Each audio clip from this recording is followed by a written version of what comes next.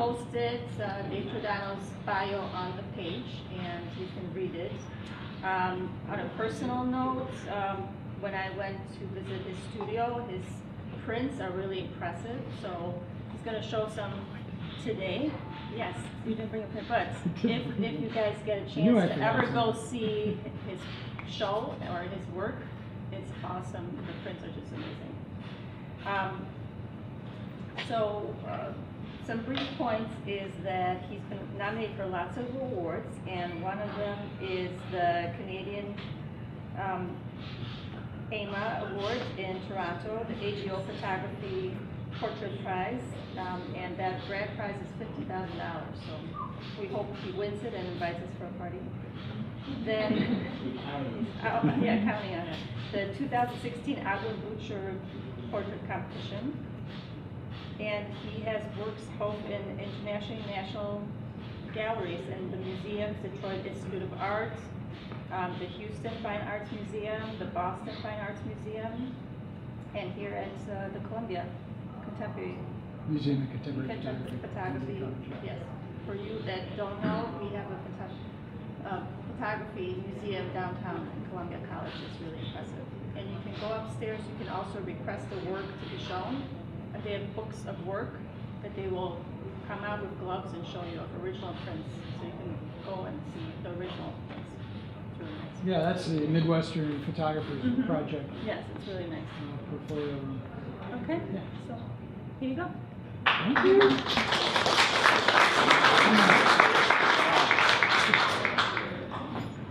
Well, thank the Chicago Photographic Society for inviting me tonight. This is quite an honor. So I don't do a lot of public speaking, but I really love to show my work and talk about it. So I think we have a good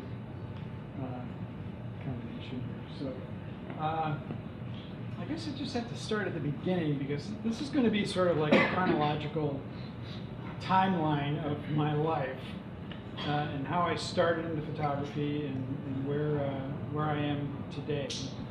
And I'm going to have to stand here. Let's see if this works first.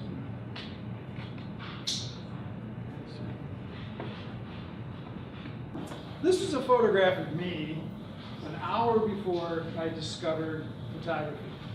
And I was in the Army, stationed in Nuremberg, Germany, and my bunkmate had an Instamatic camera, and he said, "Why don't I take a picture of you, and you take a picture of me, and we'll go down to the local photo lab, and we'll develop the film, and make some prints, and send them back to our parents." And I had nothing to do that morning. I said, okay, let's go do it. So we went down to the lab on the base, and the moment I popped the cap off that roll of 35mm film, it hit me like a ton of bricks. I just was an epiphany, and I just went, man, now I know what I want to do for the rest of my life. It really felt that strong about the emotion. And like 3 weeks later, I had a camera. I ordered a camera through a Hong Kong APOS kind of site where you can order camera equipment from. So I took a photograph, a roll of film, and this was a picture from the first roll of film I ever shot. And this is about September 1968.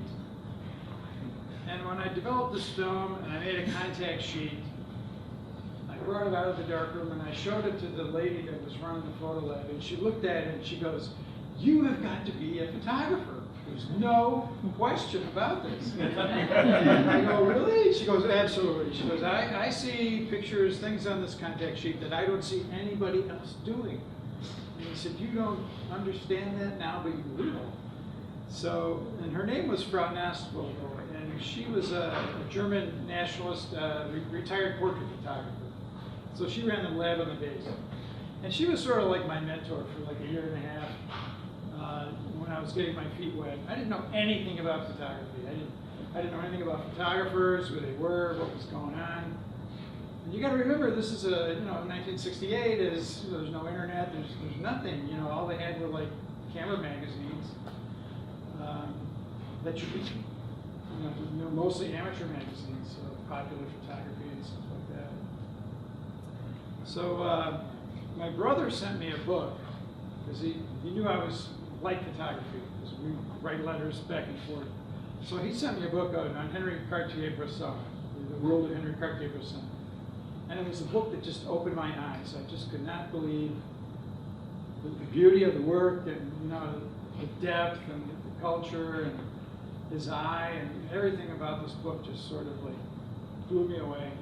And I thought there really is potential to take photographs, I mean, to be a visual storyteller. So like this being one of the pictures, I mean, I think it's a really beautiful little photograph. It's kind of like graphic and interesting and contrasting. And this is sort of like how I started out. And then I got something. So my first foray into work was working with a 35mm camera. That should be doing. Can we go back one? Go back two. Hit the back button. Let's see.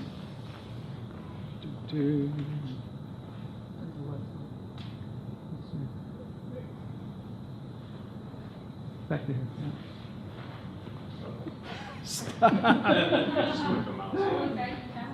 Anyway, okay. Stop. No. All right, well.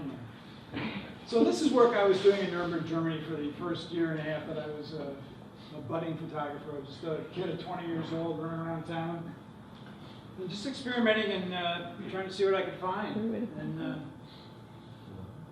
this is very early work. I mean, this is like just walking around little towns. I just love the look on this older woman's face, and the kids are shy.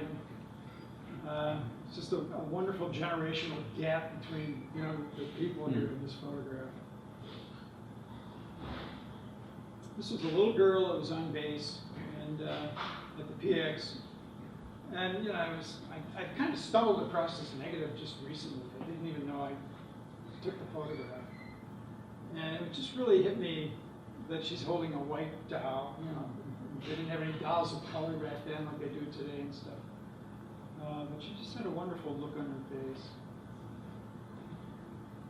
This is a woman that took me in when I did a trip to Greece. And she lived on an island. This thing is sensitive, sorry. Go back.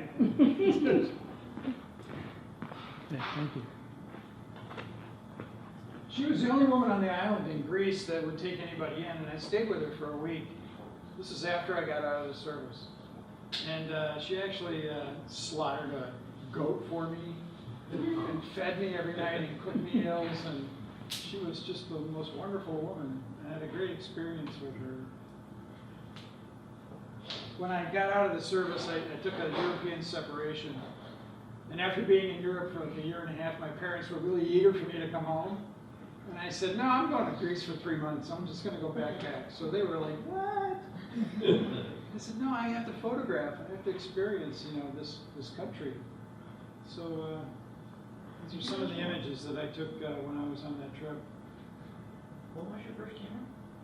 I had an Asai Pentax, 35mm. Great little camera. I had like 2 or 3 lenses. That's all I took. That's all I ever bought. I used most of the 50, 55 all the time. But I like this image because it's kind of like a post-apocalyptic sort of landscape, and this guy looks like he's contemplating his life or something. He's got a dress suit on, he's got polished shoes, and then he's got all this detritus material behind him. So it's an interesting sort of. And this is another negative that I discovered 40 years after I took it. I never did anything with it when I first took the picture, but going back and looking again and rediscovering the work, they take on a new meaning or a different meaning than what you thought they did when you first shot them. These are a couple of guys watching a car race in Nuremberg. Sure. But go back again.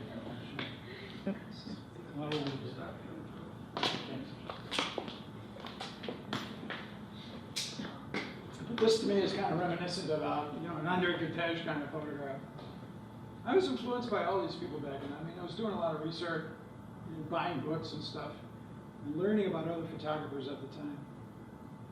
This to me looks like a Constantine Manos photograph, if you know Constantine's work. He was a Czech photographer, it was a beautiful work. Or I mean a Greek photographer. And this was a family in Athens that took me into their house and got me totally drunk. And they had chickens running around in their living room and stuff. But they were a wonderful family. These are kind of some of the early memories that I had as a budding photographer just kind of starting out. So I got this little portfolio put together when I was in Europe, and then I submitted it to the College for Creative Studies in Detroit, which is where I'm from. And they loved the portfolio. They immediately admitted me into the photography program there. And then as a student, I spent the next 4 years just doing my own thing, having fun. And that's why I call this the Ivory Tower, because you're sort of in this realm of your own where you can just do whatever you want. I had a part-time job, I had a full scholarship, I had GI Bill benefits. I was living the life. I was living at home, and I was living the life of Riley. I was just having a great time. So for 4 years, I could just do anything I wanted. And I kind of took the developmental beginnings that I learned as a didactic kind of person who was just teaching themselves at the time. I took those principles and started applying them to doing documentary work when I was a student in Detroit. And when I was, just before I left the service, I bought a 4x5 Linhof view camera. And I started experimenting with a large format camera and doing more kind of work that was more studied, more classic, more composed, more direct. I wasn't one of those, quick kind of shoot 'em photography, like a Friedlander or a Winogrand type person. Although I did some of that work, it never really appealed to me. But this is a group that I went down to the waterfront in Detroit every weekend during their ethnic festivals, and I photographed the people coming down to the festivals, and I also photographed a lot of the people that were part of that particular ethnic group that were having a festival. But this was Buttons with his friends, his 2 girlfriends, and the guy in the corner was just sort of like having a little nap. But this is you can tell this is like 1972. So you can tell by the style of the clothing and the hairstyle and all these things. These are really older photographs. This is Johnny, and he was kind of like a corn shucker, one of the vending restaurants that was out on the lakefront. What I loved about this was, the skin tone, the pants and the shirt, they're all the same sort of value, it's kind of blending all together. And just his body against the white truck was really a wonderful kind of contrast. I mean, it was a very nice casual kind of pose to his demeanor. And the license plate says 1973 on that one. So. And this is with a view camera too. And then the opposite, and this guy who was a Ukrainian, and he came down for the Ukrainian festival. He was so buttoned up, he was like tighter than a drum. I mean, even his tie is straight. You can't make his tie relax. So anyway, he was a wonderful character, and like Johnny, the guy before, he was black and a white background. This is a white guy in a dark background. It was a wonderful kind of mix of contrast and feeling to these photographs. This is a man that I met downtown, and he's just a real. Have you guys seen the show at the Museum of Contemporary Photography, Dandelion? This guy was like really dandy, This is the way he was dressed, and his tight-waisted, high-waisted belt, and his beautiful car. This man was very proud of what he owned and displayed. This is a very, very collegiate sort of cosmopolitan black couple that had just come from the ethnic festival, and obviously he went to football for his girlfriend. But just the way he's dressed with kind of the address jacket and stuff, bell-bottom pants with a big cuff. It's very cool. This is a man that was living in a Pentecostal church, and he was an alcoholic, and his wife had kicked him out of the house, and then he didn't have any place to go, so the minister took him in. And the only thing he had was his religion, and he built this altar on top of that dresser with a huge bright light. And he was a very happy man, but he had sort of a tragic sort of life up to that point. But it was nice that the minister had taken him in. This is one of the crowd groups that came down to the ethnic festival for one weekend, and these ladies in the front were my main subject. And I like the fact that she has her name written on the bottom of the purse. I don't know if she was having issues with memory or what. And then the other woman on the right, if you look at her hand, she's kind of flipping me the bird. Trying to make a joke out of the photograph. And even the guy over on the far right was kind of at me. But anyway, that was all part of the the excitement of doing this kind of photography. That's the limo? And this was the 4x5. Yeah, on a tripod. So you weren't discreet about it when you captured it? No, I'm right in the middle of I'm the main attraction, Yeah. basically. There could be something going on behind me, like on a stage, but they're watching me. These are a couple of, we call these gay livers back then in the early 70s. So these were a couple of guys that were definitely out. Yeah. Well, I'm very gay, but they're not ashamed of it. This was a man just watching TV, watching a Tigers game in a bar. But just had kind of a wonderful sense of privacy. This is 35 millimeter. This is not 4x5. So we might have some more. Yeah, these are 35 millimeter shots. This is a biracial couple in one of the city parks right downtown. It was a hot day that day. If you look up in the upper right-hand corner, it says 94 degrees. It was a steamy day, so these people are all just sort of wiped out.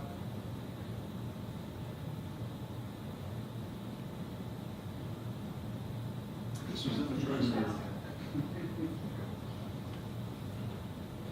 So there might be a little tension or apprehension going on here, but that was sort of like what I was looking for when I took the photograph. Love their jackets. Yeah. Love to have one of those. This is, I don't know. You guys can figure this one out for yourselves. This is during, the Nixon, when Nixon resigned and, Watergate and all that stuff was going on. And he was at a Halloween party, so this was a costume that this guy made. That was pretty original. But I shot this flash on camera with a 4x5, so it was lovely that the flash actually exposed his eyes. I really got that vision kind of going. And he's got his hands, I don't want to go there. This was another Halloween portrait that I did of a woman in costume in a bar. And also with a 4x5 flash. I don't know how I did these back then. It just seems sort of impossible today. And she has a couple of predators in the background that are kind of lurking on her. But she had a wonderful face and her hairstyle and that little long fingernail coming off her left hand. It was just magic for me. And she had just a wonderful gaze in her face. This was a man that was giving out Muslim newspapers in the middle of the street during the festival. 4x5 on, tripod again, just kind of hanging up there. And this is a man named James. Wonderful portrait. It looks like he's wearing his grandfather's coat or something. He looks like he's from another era. This whole project I worked on all summer long, and it took me 3 months to do, and I did maybe 100 photographs for the project. So you're just looking at a few of them. This is as close as I can get to Winogrand as I think I'll ever be, but just the moment that the there's a lot of little stories going on in this photograph, from the two guys in the background, to the boy ringing the bell, to the girls, to the guy on the side of the frame with his hand doing it. And sort of the odd sort of architectural structure in the background.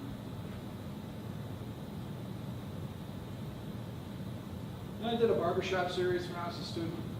I ran around and photographed about 100 barbershops in Detroit and documented them all. So these are just some of the, this is Fess. When he wasn't cutting hair, he was playing jazz in the back room.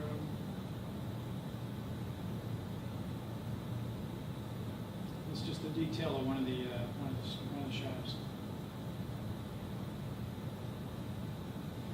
This was a kid getting his first haircut. Not really like me. And there were different neighborhoods in Detroit. This is in Mexican towns. And this is a barber that's just idle time. Doesn't have any customers right now. He was just hanging out. I love the graphics on the wall. You know, no profanity, loitering, panhandling. And this is beautiful.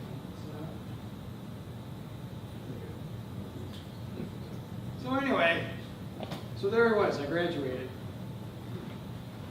And I got married right after I graduated. And I had to work. And I couldn't really get work doing what I did in college. It just didn't seem to make sense. I didn't want to pursue my education any further. I didn't want to do fine art. I mean, I wanted to, but I couldn't because I couldn't make any money. So I applied for a job at the Henry Ford Museum in Greenfield Village in Dearborn, Michigan, and got the job right out of college. So I worked at the museum for 2 years as a staff photographer. And all I did was like take pictures of people shaking hands and, you know, making prints in the dark room, and it was an awful job, I just hated it. And I thought, I've got to do something with my life besides stay here.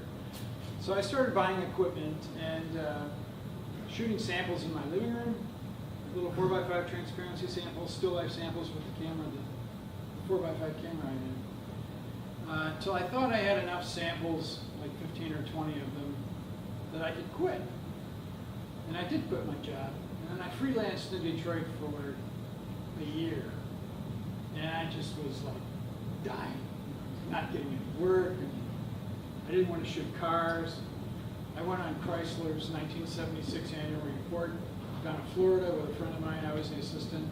And they just worked me to the bone. I was up at 3 o'clock in the morning digging trenches, you know, to level cars out and trying to catch their sunrise. And I said, this is not for me. I'm not going to do this.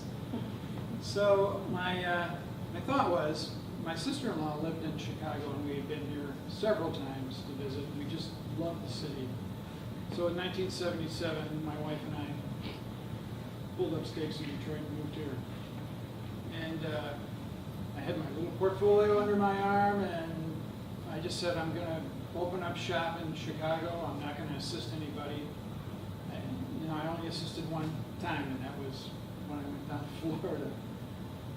So I just opened shop here and said, I'm a photographer. You know, you're either going to make it or you're going to break it. And I found a rep right away. And he was an ex-art director. So he had some friends in the business who would give him a helping hand every time they knew someone, or knew they had a job where they needed a still life photographer to do it. So I started my career just like right off the bat, right off the door. And this is the first photograph I took that was actually a promotional piece that I did for myself. And I made a poster of it and mailed it out to all the advertising agencies and art directors. And it was a big success. I mean, everyone saw this and just went crazy over the photograph and wanted to know, who was that guy that took the picture of the cherries, you know? So it really was a great promo piece for me, and it got me started. So I was only in one location for a year, and I outgrew that. And I had to move to a larger space on Wall Street, down by in Old Town. And my wife and I lived there for 6 years, and before we had our first child. And I worked, I ate, I breathed, I lived photography 24/7 for 6 years straight. It was fantastic. My wife worked with me. She was my studio manager, prop stylist. We had a great, like symbiotic, this work-live relationship. It was fantastic. So, but this particular picture really, come on.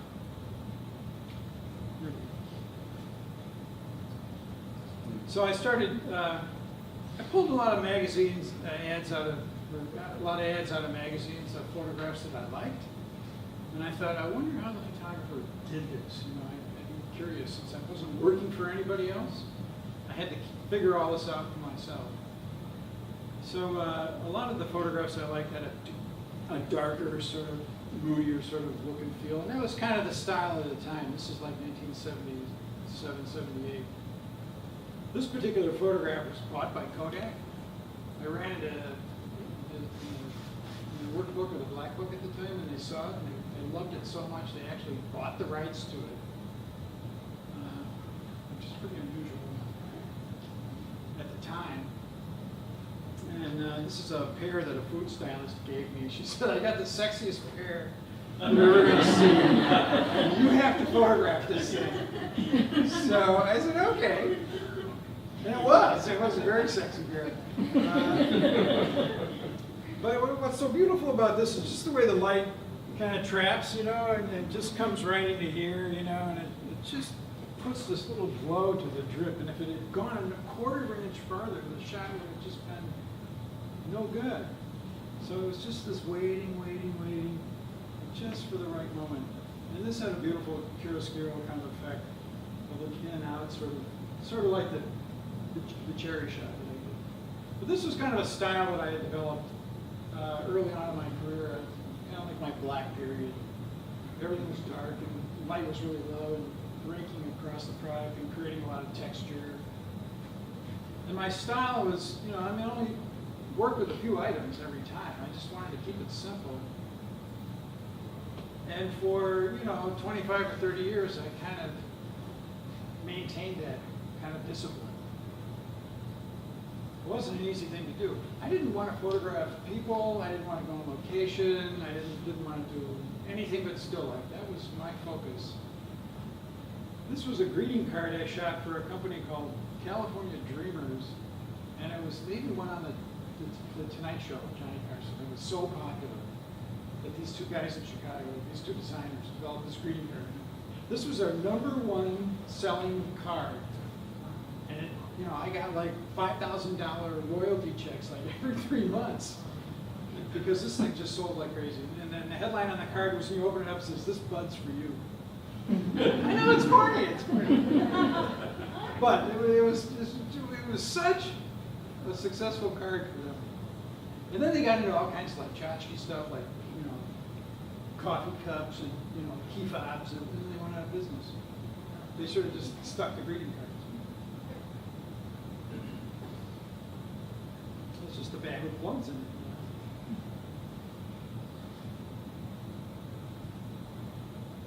And this was a photograph I took for the cover issue of the Cuisine magazine, which was a magazine that was published in Chicago, and then I think it got bought by Condé Nast or something, and then it moved to New York. But this was the first cover for the inaugural issue of the magazine, and it just sold like crazy. One of the most popular covers they ever had. And I was very honored to have to be the one chosen to take the photo.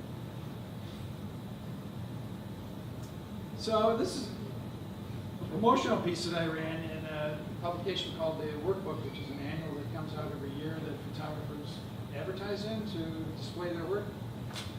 And my wife was just playing around with all these peppers one day, and she said, "Look what I did." So she spelled them out, our name out. And I said, that's a great promo piece, So I shot this with a ring flash and an old Kodak portrait lens from the 1920s that had a lot of aberration and sort of soft focuses to it. But it sort of added sort of an edgier kind of quality to it, as well as with the lighting. And this was like an amazing success, and it was kind of a photograph that I never even imagined it would take off as well as it did. But everyone just said, man, that's the coolest profile piece we've seen in the book in a long time.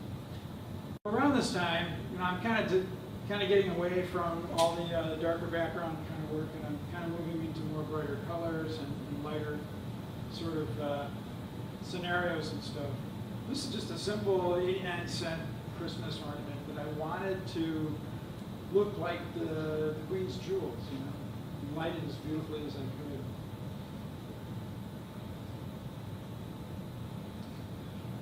And there's just a couple of frogs on a pedestal.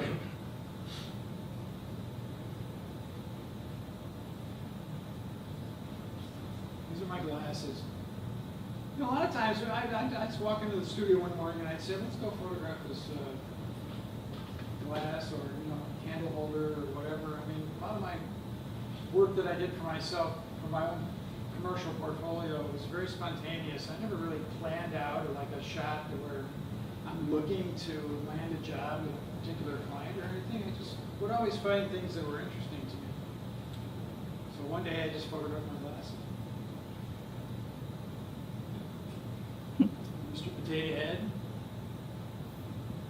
I used this as a promotional piece, and I got a letter from Hasbro.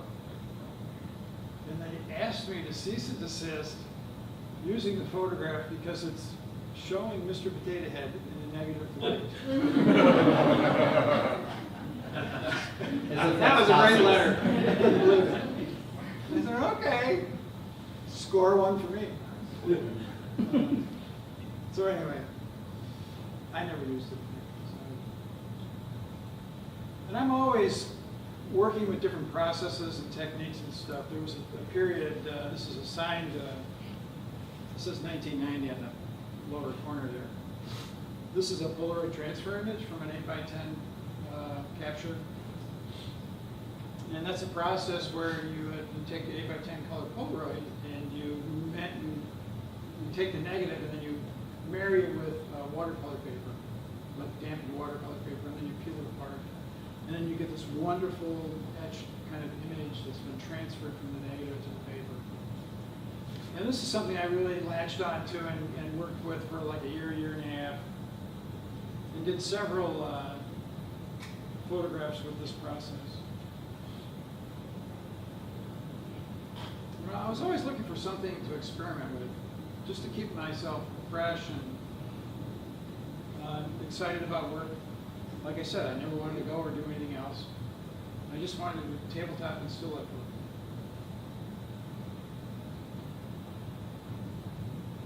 work. This is another Polaroid process, but I took a color negative and I matched it with a black and white Polaroid positive and ran that through the machine. And they produced this wonderful sort of sepia tone model effect. And I made a bunch of these two for about a year. Just kind of trying to get work out. And this was an ad that I actually ran for myself. And I ran it in a magazine called Archive, which is a publication that photographers also advertise in. And the headline on this one was, I'll only shoot people. I said, I'll shoot people, but only if they're dead first. And then it said, Dave Jordano, hardcore still life photographer. So I was making a statement. This is another image from the same process.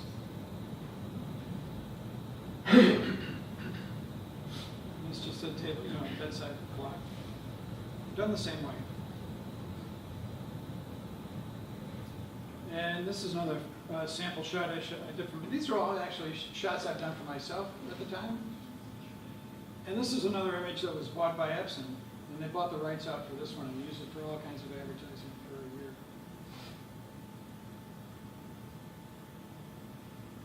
Just a beautiful perfume bottle, Cartier. I'm imagining I'm a New York fashion photographer when I do work like this.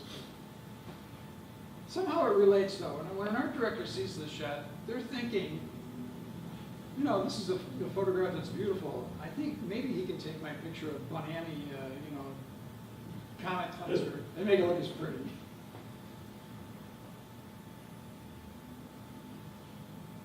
Little clutch bag.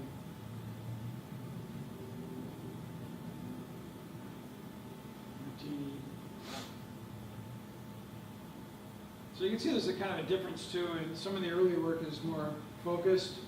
The depth of field is from front to back. Now I'm doing more of a softer, shallower depth of field on the focus for the photographs. This is an Elsa Peretti bracelet. And I just took this and I dropped it into a bowl of stainless steel salad bowl. And then I took a couple of lights, raw lights that had gels over, colored gels over them, and just kind of positioned them above the product, and just kind of moved the lights around until the shadowing and the shape and everything sort of just looked right. It's just beautiful, abstract image. So the other shot previously was all sort of like lit artificially. This is just natural daylight from a skylight that was in the studio. We just set this up.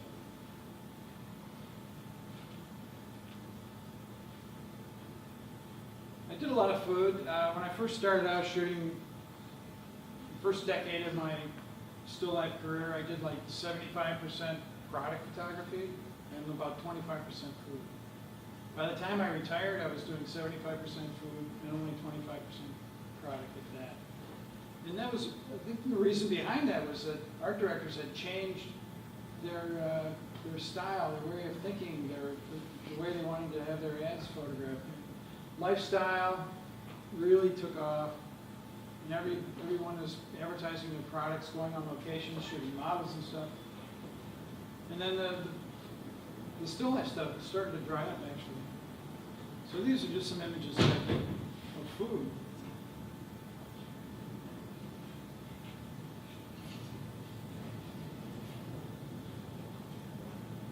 This particular shot got me the biggest job I ever shot in my entire career. And it was for Lean Cuisine. And I photographed, once the art director designer saw this photograph, he told me personally, he said, that picture made me select you. He said, we saw 30 photographers, but when I saw that picture, I knew I wanted you to photograph all of Lean Cuisine's product line. And I'm just kind of going, really? So, but when we shot everything, it had a very similar kind of look and feel to this. And this is natural light, you know,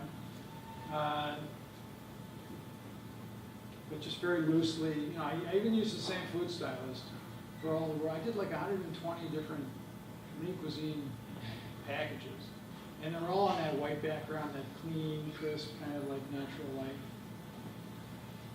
But yeah, I mean, it was like, it went on for like 2 years shooting all this work. Thank you, picture. That's just another food shot.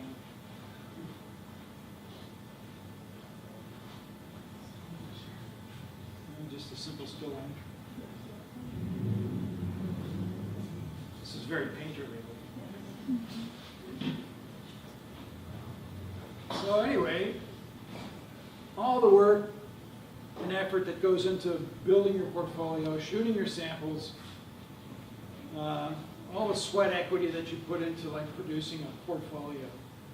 How does that relate to what you do? I mean, what do the jobs look like? Do they make sense? So I just wanted to go through and show you some of the ads that I did that sort of had a definite tie-in and relationship to my portfolio. There's nothing worse than having a portfolio of product shots and having a guy ask you if you want to shoot a person. And I had those, but I had to say no. You know, that's not what I do. So I was lucky enough, and I had a long enough career to really appreciate the fact that people used me for what I really like to do. And this is an ad shot probably in 1981. But if you just changed the typeface today and you ran this ad in Martha Stewart Living, it'd be a beautiful ad. It'd look just as good today as it did 30 years ago. These are ads for Timex watches. And the concept about this was like, you know, when they always said Timex takes a licking and keeps on ticking, you know, so like you can beat the crap out of them. These headlines were really quite nice. This was with an art director at Fallon McElligott, Minneapolis, and they were like the leading advertising agency in the country at the time. And they had the best art directors to work with. And you know, There's no type over the photograph. It's just beautifully art directed, very simple. These are the kind of shots that photographers live for, dream about, wish they could get. And I was lucky enough to really do a lot of work like this. Another ad for the art director. A question. Yeah. When you work with art directors, how much of what you're doing is directed by them versus your vision of what you want it to look like? It varies. Some people trust you implicitly, let you do whatever you want. Some art directors are so nibbling and nitpicking that they just drive you crazy. So you have to learn to live with all the different complexities of different people. But for the most part, I got what I wanted down. And then the nuances, if there's little changes and stuff, it's okay. I can deal with it, or I could deal with it. But you're always hoping that they're going to hire you because you're a creative person, and they're not going to like start being so controlling that they're going to take your freedom away from you. And that's a big no-no to photographers. A lot of art directors are egotistical, and think they want the control and all that stuff. But the really good art directors can almost be like mentors to you, or just be totally free. And I had my share of both, and everyone does. But this particular art director, Human Virdavari, was the art director on all this work. And I did a lot of work with Human, and we had a great relationship together, and we really had a nice symbiotic relationship going. And he understood, leave Dave alone. But a lot of this shot, we had to have a model maker build the set. That's all plaster of Paris and glue and dust and stuff. And then very meticulously laid out. It's not like, this model took a week to build to get the watches all in place and all that stuff. So this was another ad with mine. But what a fantastic concept, It's a tennis match played in Canada, but Canada's known for hockey. So it's like a tennis ball looks like a hockey ball. Great idea. This is obviously about basketball. So. You shot a person there, Dave. Huh?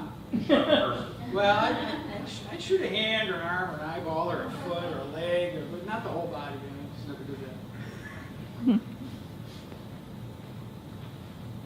I remember this ad distinctly because I hired a hand model and he was awful. Just could not hold. We had a little, like a thimble, like a little. They didn't digitally stripped into the cup. I could not get this guy to hold this thing in any kind of way or shape or form. And then the account executive was a black guy from the agency, so I said, "Get over here. You hold this. Let me see what that looks like." And it just worked better with him. He had a nice big hand, and so sometimes you got to do what you got to do. These are ads I did for a Delmore Scotch. They're just beautiful, simple executions on the lighting. Very simple, elegant, the way that the type is treated. Not too overpowering. Complimentary. This is work I did for Doers. These are huge bus boards on the side of buses and billboards. But just that graphic kind of power, that this simple execution can do is just, for me, it was great. This is why I wanted people to come to me and use me for their photography.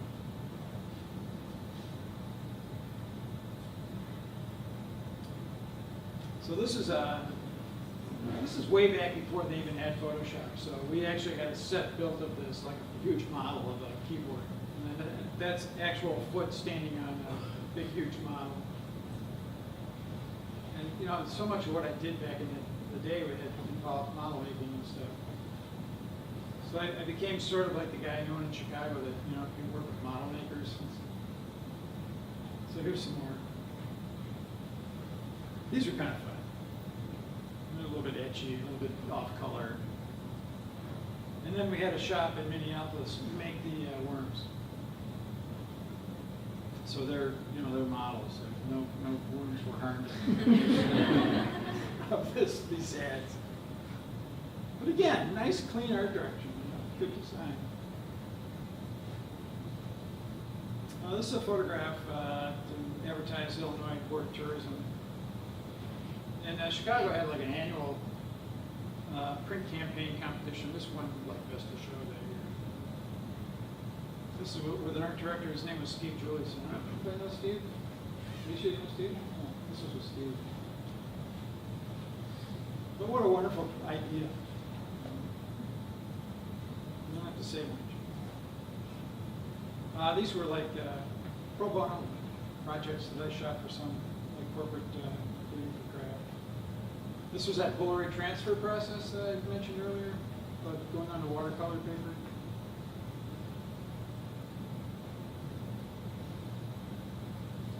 I'll give people a second here to read this.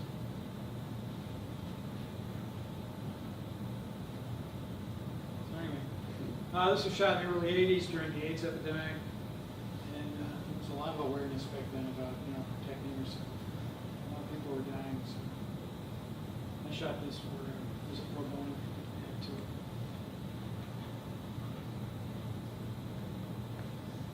This was that huge Times Square on New Year's Eve.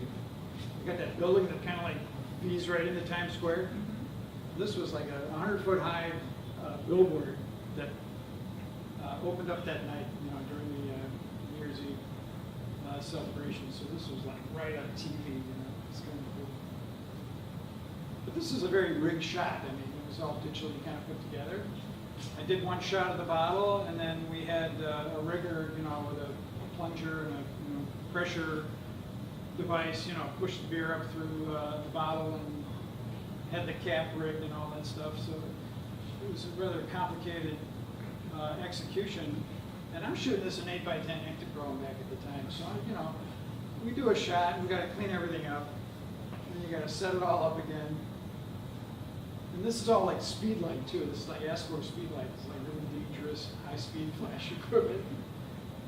You pop a shot. You never even know if you got anything because there were no monitors to look at back then to see if you had gotten shots. You had to like clean everything up, do it all over again. We'd shoot 50 shots. I mean, we'd be there till 3 o'clock in the morning, working. Did you do Polaroid before just to test? Yeah, we had 8x10 Polaroid, but that's just a test. There's no color correction. No contrast is bad. You got to get it on film. So you work till 3 o'clock in the morning sometimes, and get the film processed. And hope you got when it comes back, you got something. But this worked out really well.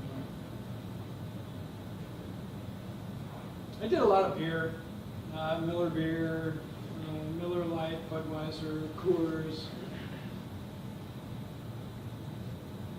The top one was, I think this one here was from Milwaukee, and then the top one was from the St. Louis, an agency in St. Louis. This was where I think Hal Riney Corners in Chicago. Oh, you got it. It's great. It was fun. And then I did a lot of work for Kraft and Oscar Mayer, just tons and tons of ads to put out throughout the years. And this created, this was actually for fat-free, and then when all the clients for 2%, they said, oh, we want the same photographer to shoot our campaign too. So it was kind of like a double whammy. I was doing all kinds of work for Kraft for a long, long time. This is all J. Walter Thompson. And then I was the resident photographer for Crate and Barrel for like 20 years. I never did any of their catalogs, their flyers that they mail out. I only did their consumer advertising. And I worked mostly with Tom Shortridge, who ran Y&R, which is an advertising agency in Chicago. And Tom and I, again, established a working relationship that spanned 20 years. I mean, we did 100 ads for Crate and Barrel. He designed the Crate and Barrel logo. He was one of their first 5 employees when they had a little shop on Wells Street back in the late 60s. And Tom, you know, fantastic art director, writer, copywriter, visual person. And he was a mentor to me. And I learned so much from him. And we just really produced some beautiful ads for Crate & Barrel. And even when the client, the Crate & Barrel, we went to like Tucker Tapia, and then it went to Al Riney or McKay, Steinschmidt and Brown, and went to all these other different agencies throughout the years. And I worked for all those people, but it always came back to Tom. He kind of saved the day, because Crate & Barrel never liked any of the other agencies, but they always liked Tom. Tom always came back to me and said, Dave, we got another ad to do. And I said, okay, bring it on, man. So I did all their furniture ads for a long time. And Tom wrote all the headlines. You know, if you just read this headline, it's just such beautiful type that he put down on paper.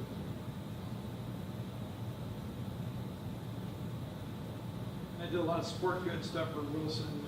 I worked with one particular art director at Needham, and he had the agent. He was an agency inside the agency. Mark had only the Wilson account, and Mark and I worked on ads for like 4 or 5 years together. I was the only photographer that shot all the ads for Wilson. Everything he did, I shot for him. And he was a son of a bitch to work with. He was so demanding. It was almost like he was punishing me. But I loved his work so much.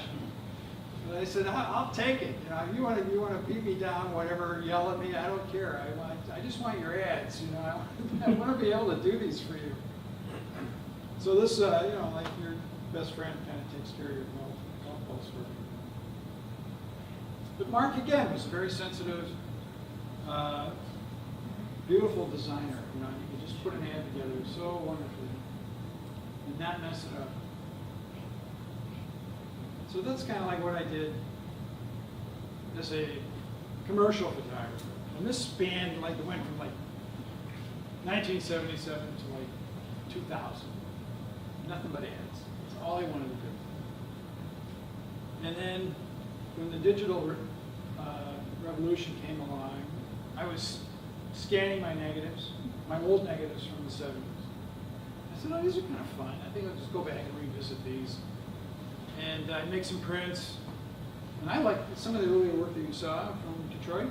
And I made some prints of those, and I showed them to a dealer in Chicago. I thought, oh, this is like rediscovered work. You know, it's just going to make me, you know, like I'll get shows and everything. And she looked at it and she goes, what are you doing? Why are you printing these? These are okay, but why don't you go take some photographs? You know, if you really want to get back into the swing of what contemporary photography and the art world is like, why don't you just go explore and see what you can find? And maybe you'll discover something in yourself that will have more meaning. So I kind of left her gallery and all disappointed and everything. And I said, well, maybe she's right. So I started going out into the city, and I started a project on these Chicago bridges. And I worked on this for a year and a half. And I just thought, this is a very simple subject matter. And there's so many bridges all over Chicago. Why not just go out and photograph them and see what you can come up with? And I took the 4x5 out with me, and I shot them all in black and white. And I tried using, you know, like snowy days, rainy days, cloudy days. I didn't want to do the bright sunlight kind of touristy postcard kind of photograph of bridges. I was much more interested in the emotional sort of response that I was getting from the subject. And I treated this very much like still life. You know, like I'm in the studio, I'm composing, I'm being very accurate about where I'm placing the camera and where the edges of the frame stop and what's within and what's without the photograph. And I did probably 60 or 80 photographs from this series, and within 2 years, I had sold 250 prints from this series to collections all over Chicago, law firms, condominium associations, real estate firms, East Bank Club. I mean, And people were buying this stuff like crazy. And I had a private dealer that was just bringing me orders like every month. No, I need 10 more. I need 10 more. I need 10 more. So it was a very successful project just because of the subject matter and how people relate to what it was and how it represented Chicago. And I never, in my wildest dreams, imagined that I would even sell anything of this, but it has been the most successful fine art thing I've ever accomplished. So it is just some of the images. This is down by Roosevelt looking north at the city. This is all gone now. They tore all this down and put a new metro station in. But a very kind of rainy day, moody. And then I went back and shot the same scene in the wintertime with snow on the ground. You gonna go back and shoot it again? I did. I photographed it about 6 times. But recently? No, not recently. I would go, no, it doesn't look as good. I like that this is more historic or more, like, it's got more feeling to it because of the broken down wooden structure and stuff.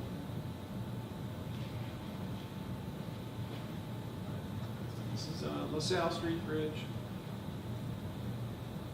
on a snowy wintry day.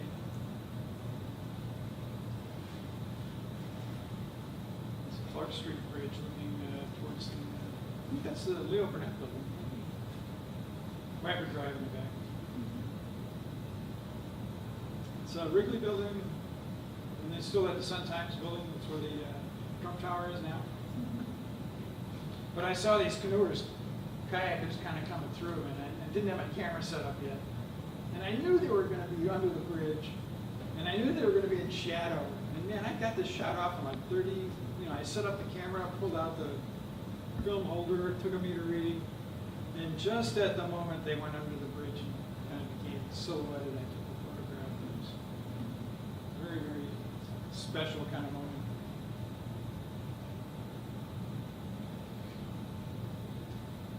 This is the Cermak Street Bridge. And this is way down like 95th, and that's the Skyway in the background, running through the bottom. So these are like those big little bridges on 95th Street. And it's the merchandising area, and that's Lake Street Bridge right there. Again, in the middle of a heavy snowstorm. So that was kind of like my first foray out of the studio and kind of getting back into like producing personal work. And then I was always going over to this neighborhood over in East Chicago, Indiana, called Marktown. And I did a little project on their neighborhood over there. It's all a historic neighborhood. And I don't have any work from that project in this presentation, but every time I went over the Skyway Bridge, I would see this little church off to the side. And it said Cathedral of Divine Love. And it was like this really rundown industrial building. And I thought, this guy thinks this is a cathedral. It's kind of like, what's he got in his head? But I was really inspired by that. And I wanted to do a project, instead of going back over to Indiana every week, I wanted to do something back in Chicago that was more connected to me. And I come from a Baptist background. My parents were born again Christians, very religious, very devout people. And I grew up in a very kind of like religious family. Not that I'm religious today, but I did appreciate religion. I just thought, this is good for some people. And these little tiny churches on the south side of Chicago, I saw many photographers take pictures of the outside of the iconography and the graphics and the signage, and it's all very sort of like outsider art kind of graphics on the buildings. But I never saw anybody go inside and take a picture of the interior. And I thought, this is the heart of what's going on here. What's wrong with knocking on the door, introducing yourself? I guess it's a lot of work, because it's easy to walk up to a building and take a picture and say, oh, I got a nice shot. But to take it a step further, I worked on this project for 3.5 years, and I had a book published called Articles of Faith.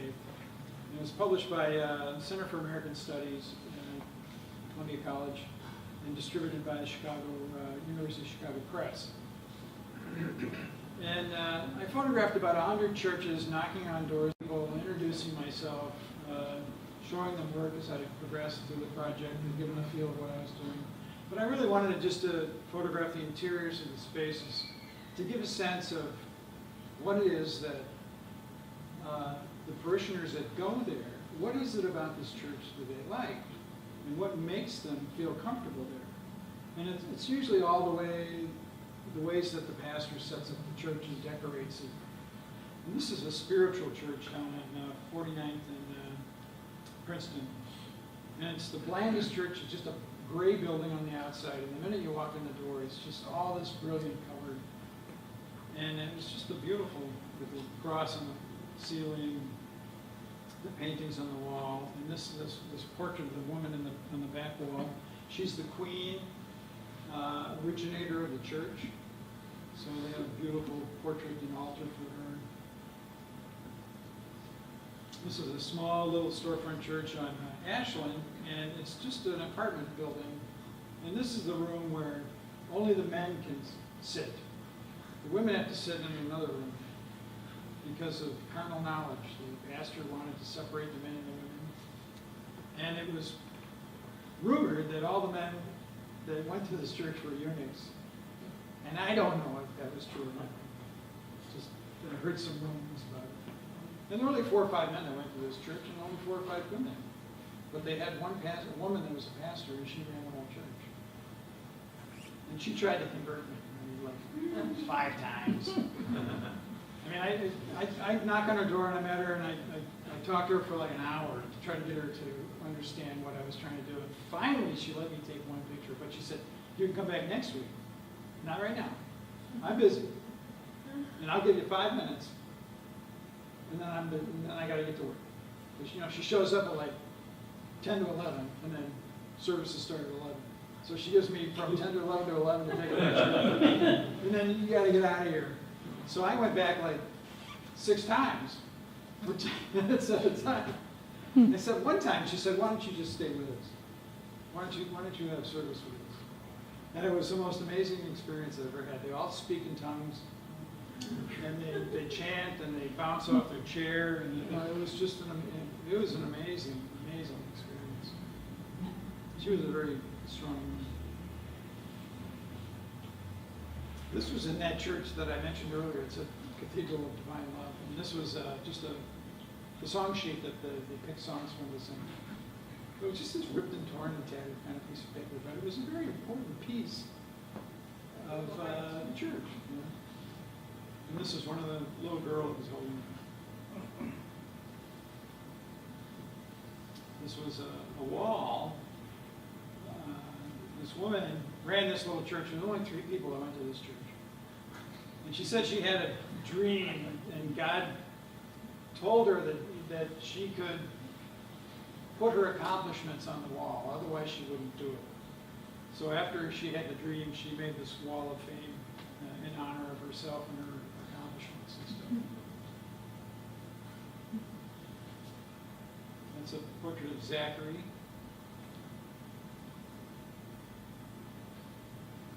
Gorgeous face, just a strong individual.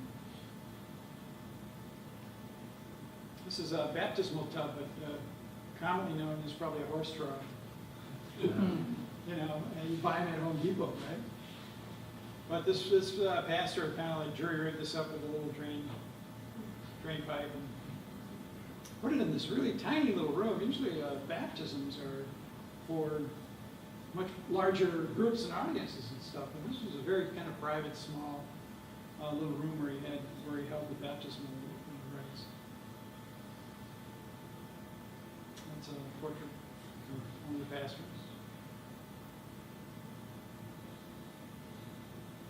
I had photographed him, like I took strobe lights in that day and everything, and I had him in at the pulpit, and I didn't like any of the photographs.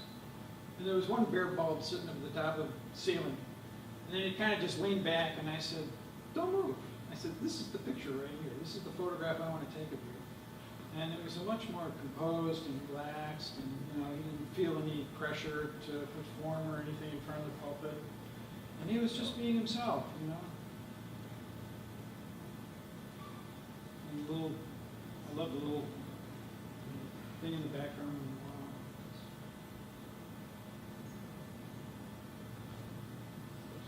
A lot of the churches, during the morning sessions, they have like Sunday school and stuff like that.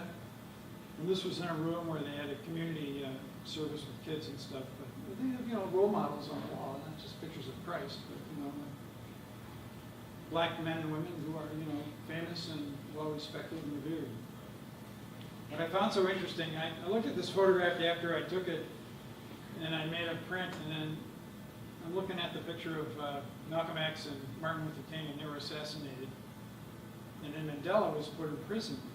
And I thought the chairs sort of mimicked, sort of like a little bit, symbolically, what they were, how they ended their lives. This is a little church. I just love the sign on the left. Maybe heaven is a parking lounge or chair, I don't know. It's a portrait of a young man who was a deacon of the church.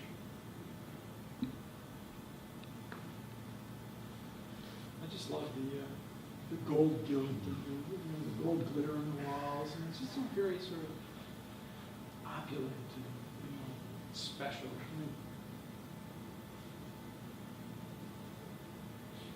This was a little choir box. The guy with the red suit? This was just in that same church where he was. And I love how I repurposed kind of like bus seats. But the one red one is just so symbolic. The blood of Christ, with the loneliness. The simplicity of this and the bareness of the light, it just really was a wonderful photograph.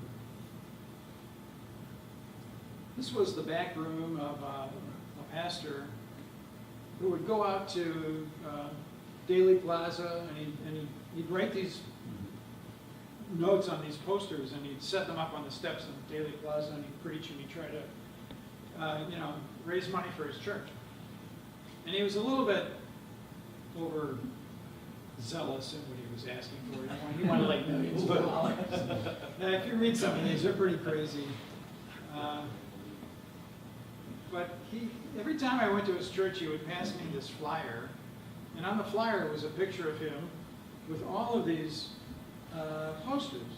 And every time I went to his church, I asked him, where are these, Pastor Mallett? Where are these? I need to see these. He goes, they're in my back room. You can't go back there.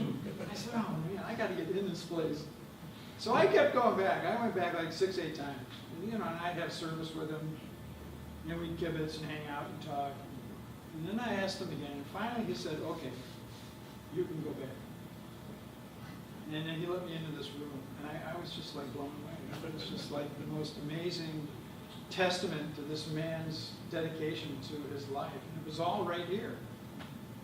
And I took portraits of him as well, sitting in a chair in the room. So but I really like just seeing this. It's just a little church on the south side. Gold, pink, blue, all colors that symbolize wealth, health, wisdom. Always, the reasons these pastors make these, select these colors. It's just a little flower arrangement on a wall, and then 3 lights on the reflecting off the walls were sort of symbolic of the Father, Son, and Holy Ghost. That's what the pastor said when I went back and gave her a print. She goes, oh my God, there's the pastor of the Father, Son, and the Holy Ghost. And I go, yeah, okay. It's great. You see that meaning in it? It's terrific. So anyway, after spending 3.5 years in closed, confined, tight little church spaces, I really wanted to get out into the landscape and discover what rural Illinois was all about. I mean, I was a city kid. I lived in the city all my life. I never really experienced what rural Illinois was like. And I came to find out that 80% of the state is like mechanized farming. It's not the prairie state anymore. It's just all very controlled. So I really went on a trip just to look for idiosyncratic, sort of strange, goofy, weird sort of landscapes, you know. That's what the project sort of turned into.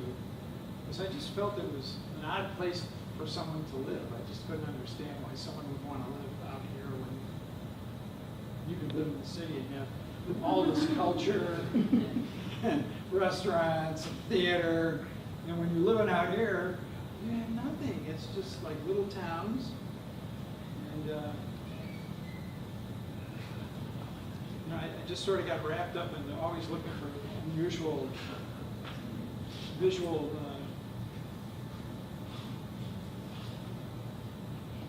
this is nice because the top of this tree has been cut off, so the top of the house has been cut off as well. So they had this sort of like relationship going on between the two of them. I thought it was interesting.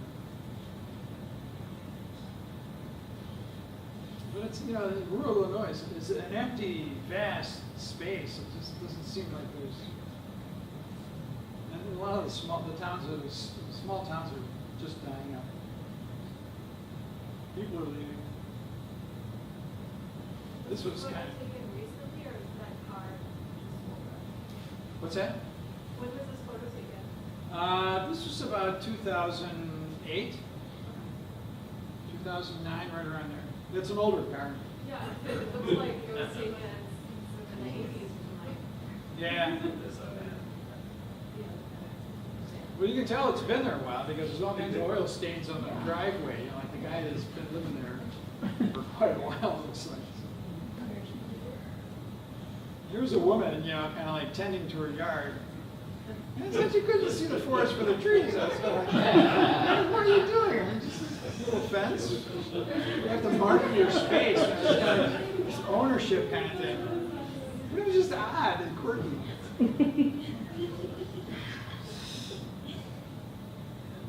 This was a woman that lived with her daughter. You just stopped on the side of the road and said, hey, can I take that picture real fast? I did. Well, I drove by, and there's, you know, probably, you know, 15 houses in this town. It's called Foos Lane, Illinois. And I saw the daughter playing, and then she got in the hamper or whatever you want to call that, and I stopped. And I was talking to her, and I said, "Is your mother home?" And I was like, didn't want somebody coming out screaming, "What the heck? What are you doing?" And so she called for her mom, and her mom came out, and I just said, "I'd like to photograph you guys if it's okay." And she said, "Well, I look terrible." I said, "Oh, you look great. Just," you know, she wanted to go change her clothes and get a dress on. I said, "No, just stay right there. This is all about just real life." So and she stayed in this little hamper, and the dog came out. So, yeah, it's a sweet one. And this is just a landscape, you know, with a mailbox. I love the mailbox because it sort of says that, you know, there's humanity here. There's people living in this area. If I may comment, I think my favorite part about that photograph is that little bit of red. Yeah, the mailbox? Yeah. Yeah. That's really neat. Yeah. It's pretty subtle. Yeah. This was a family of 4 graduates. They must have been a mother and 3 daughters or something. But they were pretty proud. Wanted to get that message out there. They're all graduates. And they lived for it so nicely, you didn't have to light it.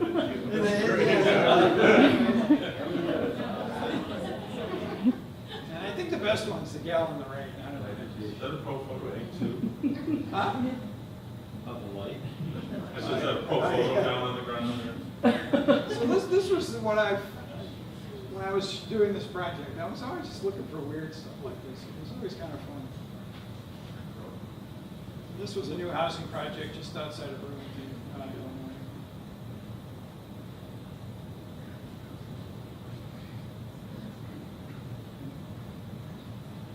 Don't ask me what happened here.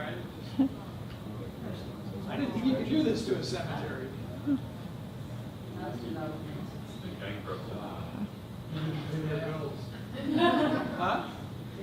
their bills. Yeah, it was weird. Looking like the Baroque.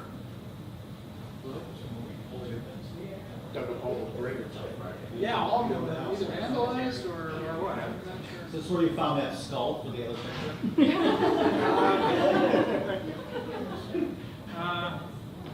I ran into a lot of men when I was like working on this project. This is Joe, and he was hitchhiking to find his biological father, who he had never met. And he would look up people's names with the same last name as his and call them up and ask them. He said, "Did you ever give up your child for adoption?" And he found a man that said yes, he did, and he was on his way to meet him. So he was hitchhiking, so I just picked him up and drove him like 50, 60 miles. Got his whole story and stuff. So when they would ask you, oh, what type of project are you working on? Where? Would you say, like, did he ask you, oh, what? No, I just said, you know, I saw him, I passed him up and I said, wait a minute, I gotta photograph this guy. So I turned around and came back and looked and stopped and, you know, I said, hey, I'll give you a ride if you let me take your picture. He said, I don't care. He's happy to get a ride. So, but yeah, he had a great mullet haircut, you know, and he was a character. And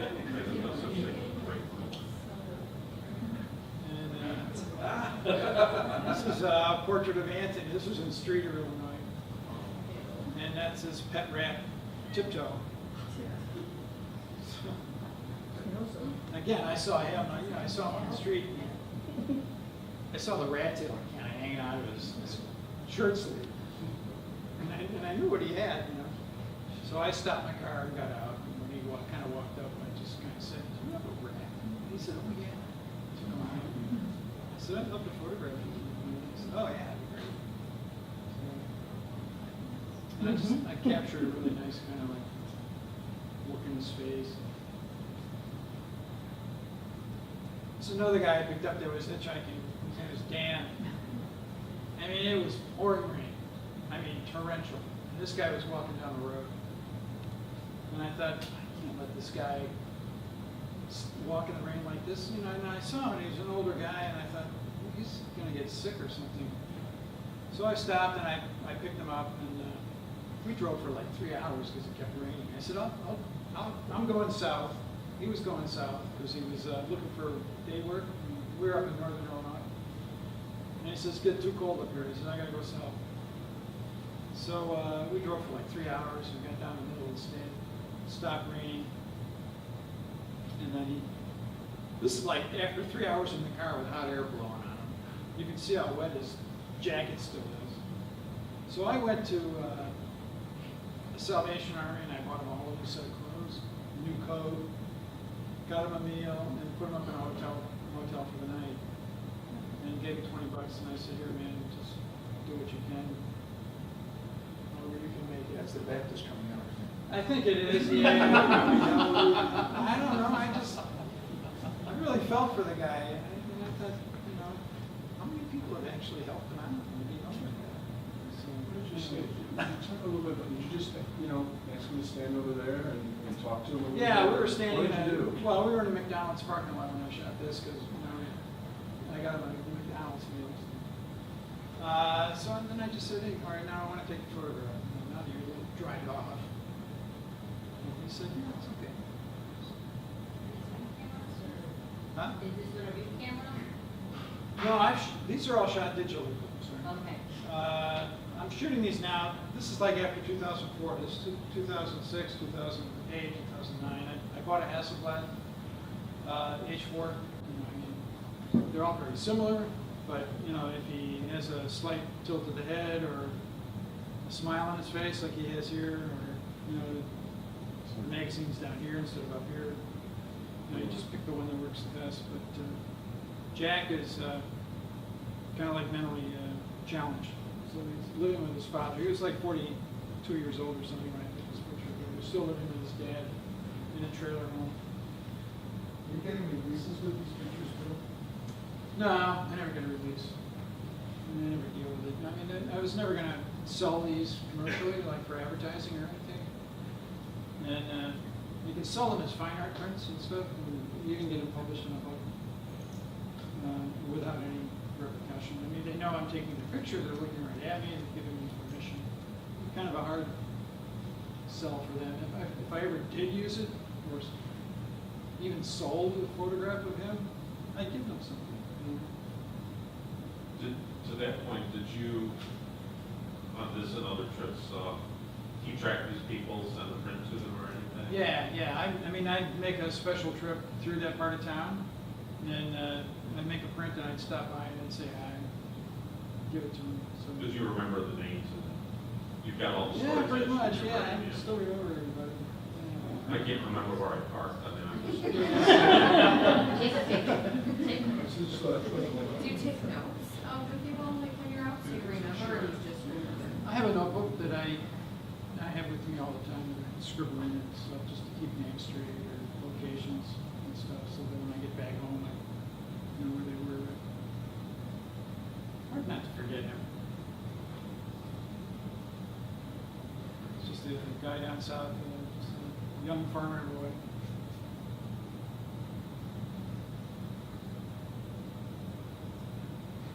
And this is James, and he was hitchhiking, picked him up. And I love the yin yang kind of like symbol on it. So appropriate. But he was kind of like a drunk, had some drinking problems and stuff, and lost his wife, and just trying to find himself. So I took him back to his hometown and dropped him off. I don't know what happened. This is Harry. And that's down in New Grand Chain, Illinois, which is almost on the bottom of the state, tiny little town. And he's got that tattoo on his chest, the Playboy bunny. There's a scar right at that spot. And that scar is where a man stabbed him in a bar and almost killed him, but he had a revolver, so he shot him and killed him. So he went to prison for like 3 years for manslaughter. And then the mother of the child that he killed went to the judge and asked for leniency to have him released because she knew that it was her son that really caused the problem. And so she forgave him. And then actually he spent 3 years in prison when the governor, I guess, the Grants Clemency, released him. So, but anyway, so he got that tattoo in prison. So now we're going back to Detroit. I'm going back where I started. And all these books came out about Detroit 5-6 years ago. And they were all about abandonment and empty factories and crumbling walls. And all these photographers were going there to just latch on to this fetish of ruin porn is what they call it. It's just showing dilapidation without any feeling or human connection. And I won't mention the photographers, but they did very successful books on this subject, and it was all on Detroit. And I had done a lot of architectural work in Detroit in the 70s, and I wanted to go back and then do a rephotography project to show how the city had changed over 35 years. And I thought it would be a good idea to do that. I know what these guys were doing, what they did. So I thought I'd just go back to see Detroit again. And I did the rephotography project in like 10 days. I was done with it. Because every negative that I had from the 70s, I wrote the address on, so I knew exactly where to go. So it was easy. So after 10 days or 2 weeks, I started, during this time, hanging out with friends, and then they're taking me over to the train station and the Packard plant and all these other places of abandonment. And I'm just going, why are you taking me here? This has all been done before. And I started looking at the neighborhoods in the city and feeling like, why isn't or hasn't anyone represented this? There's still 700,000 people living in Detroit. There used to be 2 million in 1950. So almost 2/3 of the population had emptied out, which left like 80,000 abandoned structures and government disinvestment, and that's why all the corporate disinvestment, everything was just emptied out. So, but because of that, the people that are still living there are struggling even harder and trying to survive and persevere and get along and make a life of themselves in a post-industrial city that has really very little opportunity today. I mean, I think the unemployment rate for blacks between the ages of 18 and 25 is 40%, if not more than that. It's just a horrible place to live and try to find work. But I wanted to go back and see people and meet people and get their story or represent them in a way that no one else had done. And since it's Detroit's bankruptcy, a lot has been said about Detroit in terms of its reimagining itself and coming back, and they're developing about 7 square miles of the city. That's where all the money's going. But there's 138 square miles of the total city. You can put Manhattan, San Francisco, and Boston in Detroit, and it would fit. So that's how large the city is. But so little is being done with the other 95% of the city and those people that have been living without resources for a long, long time. So I think it's great that Detroit is on its way back and it's coming back, but I'm still more interested in the other people that are still living there and trying to deal with what's left. So I started this. This is part of the rephotography project that I worked on. And this is a shot from inside the Michigan train station in 1973, and this is it in 2010. And this is Detroit's most famous iconic structure, the Michigan train station. This is another shot inside the train station during 2 different times. And you can see the destruction that, the graffiti artist and the scalpers and the rave people, what they did to the place. This is a house in Corktown, which actually, on the right, is what it looks like today. And Corktown's the oldest historic neighborhood in Detroit. It was built around the 1860s, and it was an Irish community. And this is one of the oldest brick homes still existing in the city. And it's, it's done pretty well. The picture on the right was a storefront on Oakland Avenue, and this is what's there now. It's just, they ripped the whole blocks of the entire city down and built this factory. This was an axle factory that was brand new, and then there was a huge labor dispute. So the axle company closed the factory. They had like 2,500 workers, and then started making axles in Mexico. And this was no more than 5 years old. I don't know how many millions and millions of dollars they spent building this factory.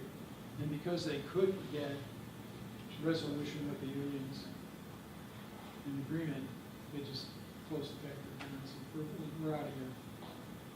So this is in the Farwell building, which is a beautiful, was a beautiful building. This is all Tiffany stained glass and mosaic on the ceilings, and they had big, huge Tiffany lampshades in this building. Gorgeous building. And 37 years later, this is what happens. So this is the cover of the book that's come out in the fall. It's called Detroit Unbroken Down. And it's been a 5-year project for me. I've made over 30 trips to go back to the city, and I stay about 2 weeks at a time and absorb myself into the neighborhoods and stuff. And this is the first photograph I took on my way back, where I really kind of felt I had crossed the border from ruin porn to like really actually showing somebody in a photograph that had a little bit of emotional content to it. I mean, this is the house that Algeron had lived in for 45 years. And, you could see the scars of everything that had gone wrong in Detroit. This was sort of like a visual metaphor for Detroit's problems. But he was still living here. This was his house. This is what he loved. So, and he wasn't going anywhere. I mean, where could he go? He had not the means, no money or anything. Unfortunately, Eldron passed away last year. And this house now is just sort of collapsed in on itself. Huh? Is imploded, starting to cave in on itself. Yeah. As soon as somebody found out that he wasn't living there anymore, the windows came out, and then the doors got blown open, and people went in and ransacked the place. But I mean, it was falling apart already. And I think he resigned himself to it. I think he knew he was. A couple of years ago, he was sick and he was going to die. This is a photograph of Calvin, and so many people are proud of their city in Detroit, and he actually has a tattoo of the word Detroit on his arm, which I thought was pretty cool. Proud of it. This is a little boy on the east side of town. And it's great to see these murals painted of black heroes, role models of people. Even a black Christ. This is a donk car with about 26-inch wheels. This is the biggest wheel you can get for a car. He had to have a modified frame to put these wheels on the car. That cost him like $7,500. And then the wheels alone are like a couple $1,000 a piece. So he's got $15,000 invested in a car that's now worth $1,500. But anyway, it's what you do. It's what's fun. This is a woman that was just sleeping on a berm in a parking lot. Like she had just partied a little too much.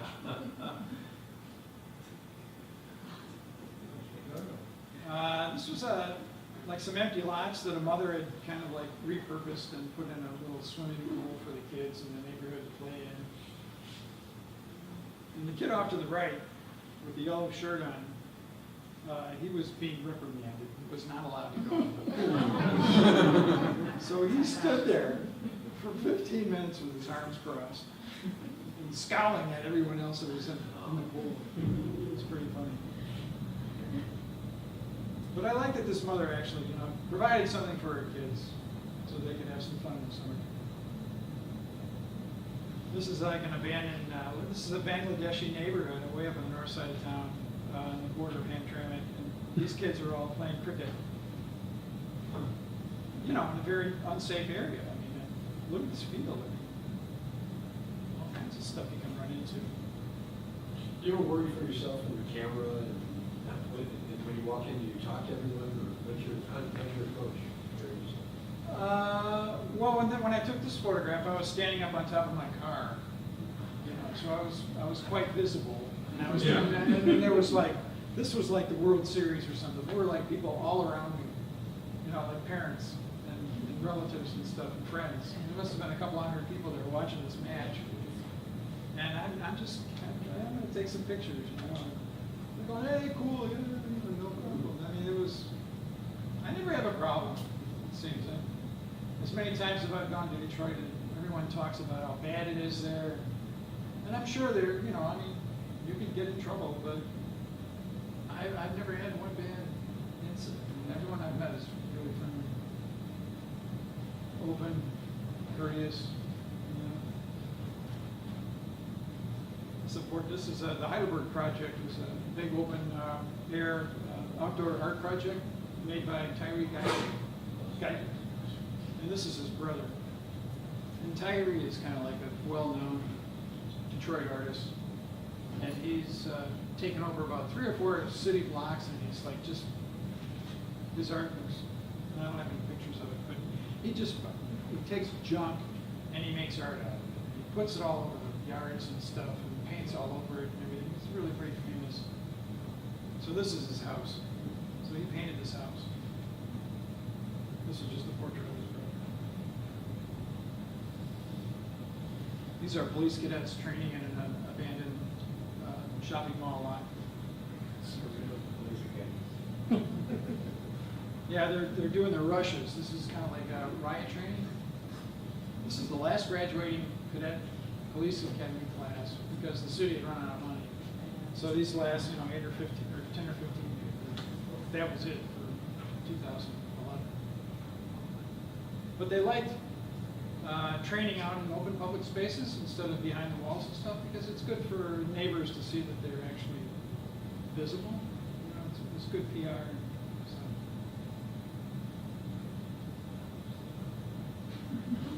It's a young boy that built a memorial for his mother and modified this because that's a Pontiac. That's his house in the back. His mother died of an asthma attack. She was only like 34. Do you have samples of your work you show people? Is that part of how you explain what you're doing a little bit, or let them understand your project? I have pictures on my phone. That if someone asks what I'm doing, That I'll show them. doesn't come out much. It's mostly you just talk to them and Yeah. kind of get in there. Yeah, I try to get a conversation going first, and then I don't let them know I'm a photographer until after I've talked to them for a while. Say, hey, I'm a photographer. Take your picture. And it doesn't always happen the first time, and I'll go back a second time and see people. I mean, this is a picture of Michael, and I met Michael 3 or 4 times before I photographed him. And he was in a wheelchair, and he has no feet. So I photographed him a couple times on his front porch, and then I asked him if I could photograph him inside his house. And he said, sure. But we make an appointment. He said, come back tomorrow, 11 o'clock. I mean, very, very respectful. Whenever you want to do this, I'm there for you. And, so I just want to make sure that he knows that I respect that. So I took a photograph of him in his house here. And he was trying to stay warm, so he had a jacket pulled up over his legs. Because all he has is stumps. He has no feet. Dave, are you bringing just your camera, or are you bringing in lights too? This I lit with a flash cam, umbrella. It was pitch black in his house. He had one light, 40-watt bulb in the corner, and I couldn't take a picture because it would be like a minute exposure. So he did have electricity in his house. A lot of the people I photographed don't, but he had electricity, so I set up a light, took his portrait that way. This is Micah. She's an exotic dancer. And I met her on the street. She wanted me to photograph her nude, but I said, no. Let's just do a nice portrait of you, So, but she had this bright red wig on when I saw her on the street. And she didn't have any makeup. She looked like I thought she was a guy, almost. I mean, her face is very masculine. And she said, I don't have any makeup on. You'll have to come back tomorrow. Give me some time to put my makeup on. It takes me an hour to put my makeup on. So I said, all right, I'll come back tomorrow. So I went back the next day. She was there. So I shot a whole, she wanted to do a model comp for her, So she's doing this kind of stuff. No, I'm going, oh man. Great environmental. How can I get a good photograph out of this? And I said, I just want you to stand there. Please, just don't do anything. Just look at me and stand there. So finally she did, and I got the shot I was looking for. But I had to give her like 15 prints. Next time I went back. So, all right, here's. She really wanted it. She kept, emailing me. I want my photographs. I said, okay. So anyway, but it came to me later on that through someone else that she wanted to ask me to photograph her, and they didn't.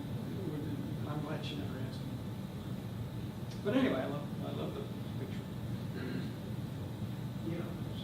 This is a photograph of Terrence, and he sells pies and cherries on the street corner. That's how he makes a living.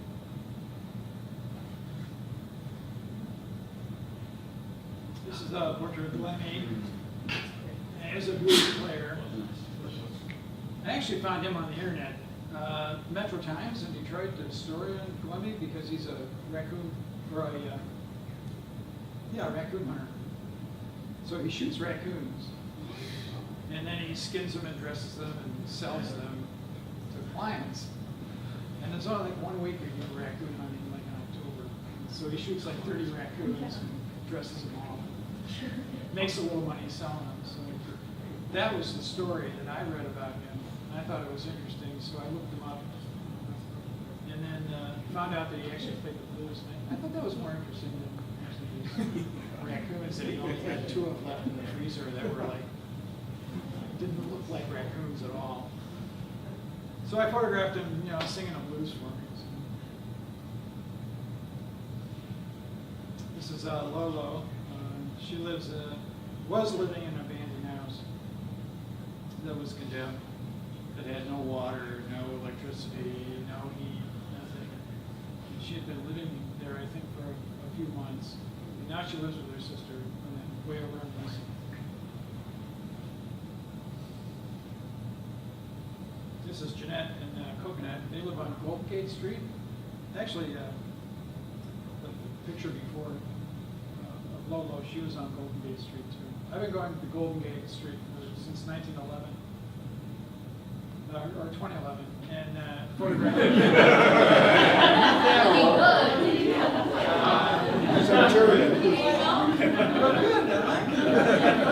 Was it World War I? I've been going back to Golden Gate Street. There's several abandoned houses on this street, and they're all being squatted in by people like Jeanette and Coconut and a bunch of other people. And they've sort of taken over these homes and then put barrel stoves inside of them that are wood burning that they heat in the wintertime. And they grow their own crops, and they kind of take care of each other. And it's become kind of a nice little community of people. So this is just a portrait of them up in one of their rooms. And there were about 6 people living in this house. This is a portrait of Shane. He's one of the major gardeners in the street. And he hails from like New York City or something. You know, he had a big corporate job, you know, looking for IBM or somebody. Just got disillusioned and read about Detroit, and I got up one day and just moved here. And he's been here for like 2 years now. He's just an amazing person. So those are fresh radishes. This is Dashima and her children in their backyard. They had just made this little garden, brick garden. They were cleaning up the dirt. This is David and Jewel, 2 friends since they were babies, living on Golden Gate Street. They actually have parents in the place. Not everyone on Golden Gate Street is living in an abandoned house. There are some houses that are occupied in nice condition. They have all the utilities and everything. And this is a portrait of Melanie. She was a prostitute. I did a whole series on Detroit prostitutes. This is only one photograph from the series. It's kind of difficult to show a lot of this work because it really is a sad project that I really don't like showing all that much, but I couldn't not help but see these women all over the city, just standing on the street corners, blatant, uninhibited, throwing up their shirts. The police don't do anything. They don't arrest them. They're addicted to cocaine or heroin, crack. And they're just out on the street. I mean, day and night. Some of them are, career prostitutes. They've been there for years. They're always on the same street corner. And I was just struck by this because I never see this in Chicago. All the work that I did on the South Side when I shot the churches, I saw one prostitute.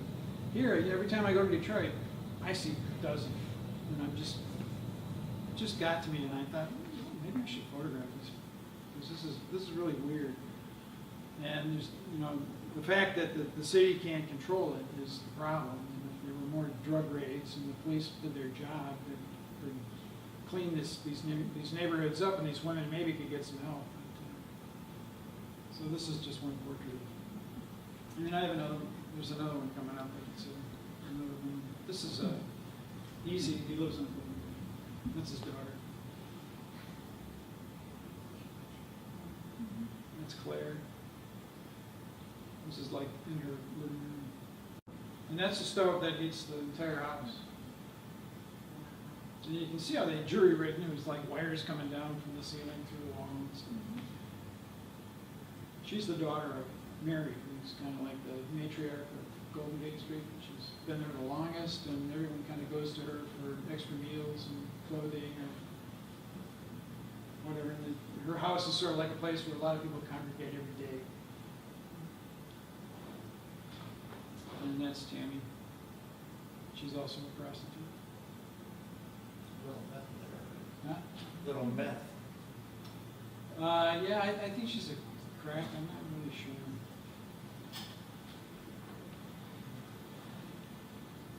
That's Diane sleeping. This was in the same house that I shot Michael in, the guy with no feet. And he's just at, he's kind of like off frame about 10 feet away from Diane here. She never woke up, I'm photographing Michael and I'm looking over my shoulder. I'm going, she's kind of interesting looking. So I just kind of swung the light around and took a photograph of her. And it's just this wonderful, she's dreaming. Look at the environment that she's in. I think she's at peace. She doesn't feel any pain when she's sleeping. This is a man in the bar in the Delray neighborhood of Chicago, or Detroit. And this is a bar that's closed up now.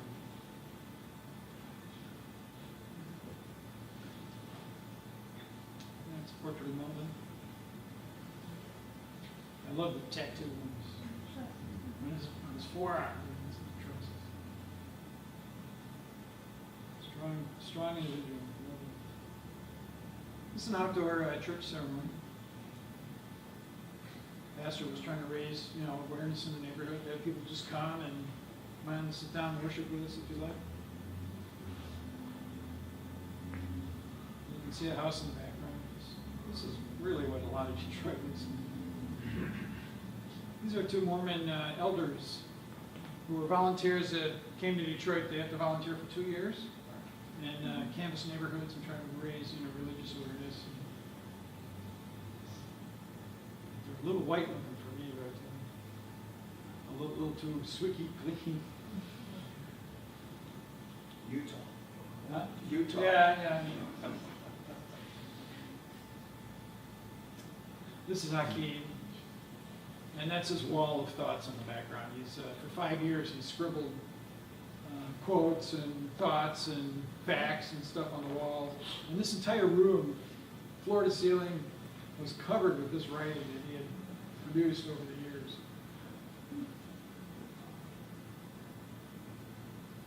And it took me a while to get into this room too.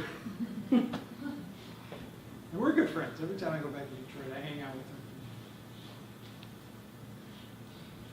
This is Andrew and his little candy shop on the west side of town. He's a felon, so he got out of prison and couldn't find a job. So he had a girlfriend, and this is the little shop next to the house where he was living with his girlfriend. So we kind of just set up this little shop with, sundries and miscellaneous items and non-perishables and stuff. And it's only about 10 by 10 feet.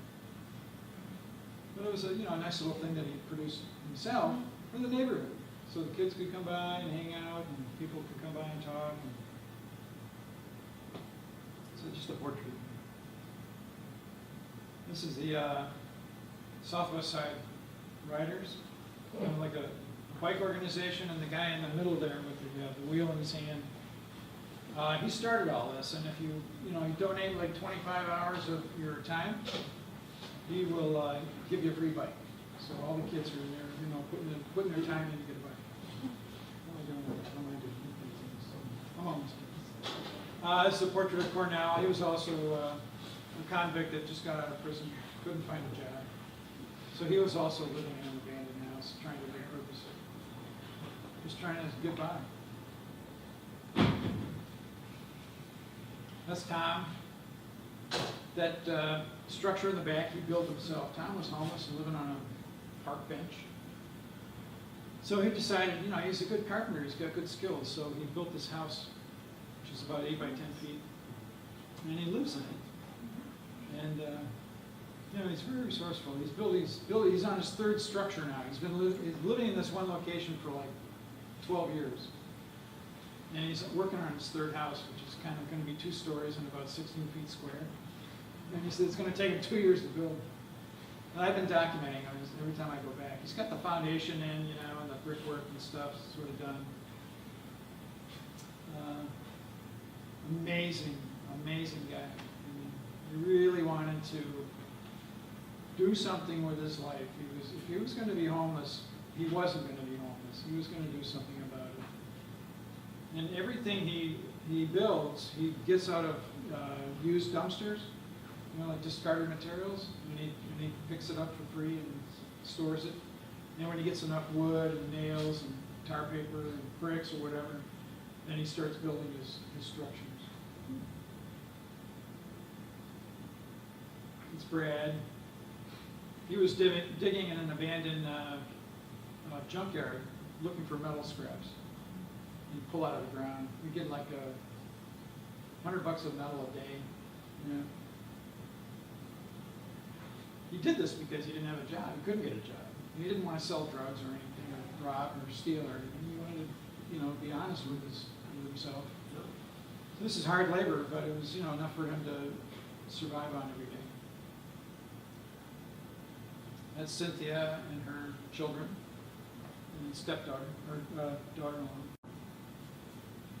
The flag was a memorial for her son that was killed in the Iraq War. These are firemen, resting firemen, putting out an arson fire. There's like 30,000 fires a year or something in Detroit. It's just unbelievable the amount of arson that takes place. And a lot of it's like for insurance purposes or people just... Halloween. Yeah, Halloween, yeah. They call it Angel's Night now. They used to call it Devil's Night. You know, and there were so many fires set on those. And now they have patrols, like they call it Angel's Night now. They got volunteer patrols, like thousands of volunteers that go out and patrol neighborhoods in Detroit to prevent the fires from happening. They've been doing a good job of getting this accomplished. Yeah, suppressing it. But still, I mean, this is a fire in the middle of the day, and you know, some guys torched it. Gallon of gas is cheap entertainment. You know? These are a couple of kids who are in the neighborhood canvassing, trying to sell these pit bull puppies. Like $100 a piece. That's a portrait of Glenn Shell on the east side. Sweet kid.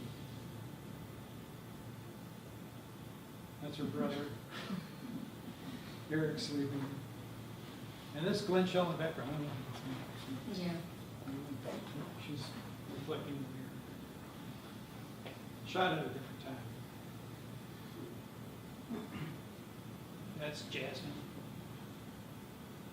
But it might be Chuck for all I know.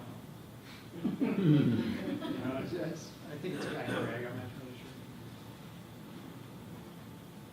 And these are some folks in the North Corktown neighborhood, just, you know, opening up a fire hydrant on a really hot summer day and just kind of relieving themselves of the heat exhaustion. It's just all coming together. And this is it's a skateboard park. You know Tony Hawk, you know the skateboard guy? Yeah. Really famous? He donated $30,000 to this neighborhood here to have the skateboard park built. Gave him a grant. And now it's like twice the size of this. It's really beautiful, the skateboard park. It was just a really nice gesture on his part to actually invest in a neighborhood that really needed some help. And this is a picture of Samira sleeping in Glenn Shell's house in the living room. Just a little baby. And this is a house on the east side that really says a lot about the people that really need help in Detroit are the ones that aren't getting it. And those are usually the poorest people that are.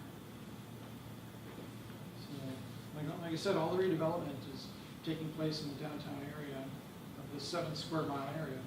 And that's where 40% of the wealth of the city is at. So the other 60% of the wealth of the city is spread out among the other 130 square miles. You can see how much people don't get that they should be getting. So this is I saw this and I thought, oh my God, this is tells the whole story for me. And that's it, folks.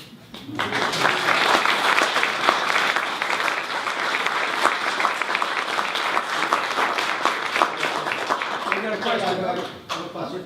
First of all, I mean, I'm sure you don't need to hear this, but I found those portraits so inspiring and so just downright moving. Thank you. Absolutely beautiful. Yeah. But I'm curious, I kept thinking of back to your product photography. Yeah. And I couldn't help seeing some of the parallels between like what you were doing, at least I felt I was seeing parallels between what you were doing in some of your product shots and the way you were presenting some of these people. So I'm just curious, so what did you feel you got out of the product photography that led to the most to the improvement of your portraiture? I think it's the patience, attention to detail. You know, even when I was doing products, it was a slow process, you know, and I try to treat the subjects that I photograph very much the same way. You know, I mean, I want to spend time with them. Get to know the products in the same, before shooting them the same way you got to know these people? No, not in that sense, no, because they can't talk back to you. You know, just inanimate objects Drink the sitting martini. there, Okay. so you work with the light and texture and stuff and try to bring that out. But you know, the people are, I'm much more involved. I've made so many friends in Detroit that, you know, I keep, every time I go back to Detroit, I see a lot of the same people. So it's not like I leave them behind. You know, I've got too much invested in just knowing them as people. So, yeah, I mean, but the whole idea of working with the view camera and applying that discipline and rigorous kind of composition and formality, which is a lot of my portraits have, you know, they're very structured and, you know, plotted out and thought about. You know, they're not just candidly done. You know, what I saw was the trust that these people had in you in letting them photograph. Because I've worked in the same neighborhoods, and I can tell you that that's not an easy thing for them to give. No, it's not. That's to credit, I'm just saying. That's to credit. Yeah, well, thank you. I mean, I'm not like an overbearing sort of, you know, You're aggressive. soft-spoken, but that's beside that. Yeah. So, I can't help that. But anyway, I'm not, you know, I'm a very easygoing, kind of likable guy, I guess, and I make friends easily, even if they're strangers. But it shows that trust, it shows through in your photograph. It does, and there's a lot of work involved in getting to that point. That's for sure. Yeah. How do you plan when you started documenting work? How do you plan? Do you have a vision as to where you are going to go, or does it develop as you go along? I've been all over the city. I mean, from one end to the next. So I'll spend an entire day in the car, driving around for hours, and not get out of the car until I see an opportunity or something that might look promising. So it's a long process, and you know, you have good days and bad days, and you know. But I don't say that I'm going to go somewhere in particular. I mean, I'll do it during the day or something. I think I'll just go over, or I saw something online, and I'll, you know, investigate, go to the neighborhood. But I'm very free and open about how I, you know, approach the project, and you know, like I said. But now I'm going back because I've met so many people I know. I'm going back to them, hanging out. And I take less photographs now.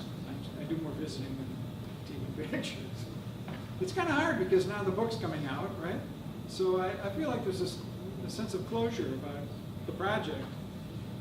Why am I still doing this? Another book, Huh? second one, you know, follow up. Well, As you that's what know, I these was people, life thinking. goes Maybe on. there's something else here, but I really appreciate just the humanism that your work reflects, and how these people are able to be and present themselves to you is really something really, really special that I don't think we all get a chance to see enough of. And we love to well, I hope the find book that. reflects that attitude when it comes out. I'm a little worried that because Detroit is going through this renaissance and all these millennials and entrepreneurs are moving back into the city, and when I'm in Detroit and I'm watching the news at night, it's all about the development and this person coming in and starting a business and hiring those people. And That's the I'm economic kinda story, going, all right? right, Just the that's money. great, I love that, but what about, the reality of the city, what's happening here? Yeah, people. And since I've been going back for 5 years, it's not better than it was when I was starting. It's worse, much worse, in the neighborhoods that I go into, and that's where most of the general population lives. So I'm just kind of thinking there's a false impression with the media and how they're building all this up. You look on the morning news and Today's Show That's and stuff. important. That's such an important story, that needs to really somehow get out for more, what Yeah, the I connections hope, are. I hope what I've done will reflect a message of hope and like, wait a minute, there's still other people living here, living in this. Yeah. I believe your subjects have trust in you because they can sense your respect for them Yes. and also your empathy and realizing their real issues. So Yeah. I believe that two-way connection is there, so that's why your topic is so powerful. Thank you. Yeah, that's great. I mean, I love going back to this. I mean, I volunteer in a lot of little areas and stuff, and I'll help people out and get them dinner, give them money. I've done a fair share of, I wouldn't call it like a lot of philanthropic, but I mean, I go with some change in my pocket. I come home empty. When you did your commercial work, did you also do side projects like this that were more personal, that No. that meant more to you, or was it? I never did any personal work when I was shooting commercial. Just not Couldn't do it. time, or? I didn't have the focus. When in 2000, when I started going out and I shot the bridges, about 2003, I never shot another sample from my portfolio. And I quit commercially a couple of years ago, so that's for like 10 years. I didn't shoot a sample from it. Just didn't have any interest anymore. My focus was on producing personal documentary work and trying to build another career doing that. So it was hard. I'm not like Irving Penn or Richard Avedon, who their fine work and their commercial work just blended seamlessly. It was perfect. But I was schizophrenic. I mean, what I was doing, they made no comparison to each other at all. So I can't commit 100% to each of these and be proficient at it. Yeah, it's too hard to focus. Yeah, and I was done with advertising. I just kind of figured, you want to work with me, fine. You want me to shoot your job, fine. It's just, it's the weekend. I have to go shooting, church. So, yeah. What are your impetus for the change, though? Because you started in portraiture, and was it purely financial that you decided I'm going to go commercial? I never had an interest in shooting people. But you started shooting people. That's what you shot. I know, but when I started commercial work, the idea of photographing a model just was like yucky. It seems so fake and artificial, and that whole culture of like modeling and stuff, it just turned me off. The same could be said for I food didn't want to go. photography. The same could be said for food photography. It could, yeah. It's extremely fake. No, that's true. You know what I mean? Yeah. So, but I like the discipline. Just the way. It didn't talk back. Is that what you said? Yeah, I it said didn't they don't talk talk back. Yeah. So I don't know. I just really fell into the still life part of it. I really enjoyed It's just an unusual flip to go turn it off and then turn it back on. Yeah. This huge gap for most photographers. I know, it's weird. Yeah. It's really weird. But I love photographing people now, but they have to be real.